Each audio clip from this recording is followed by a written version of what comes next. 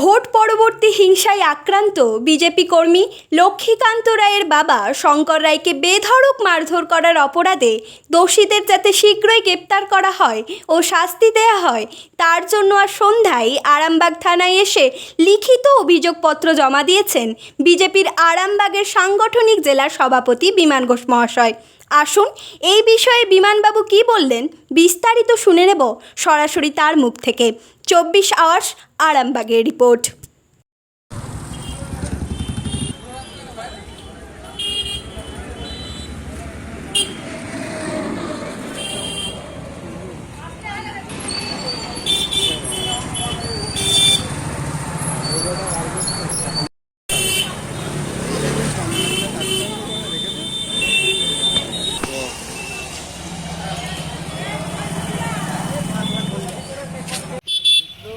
আমাদের বিজেপি কার্যকর্তা লক্ষ্মীকান্ত রায় তার বাবা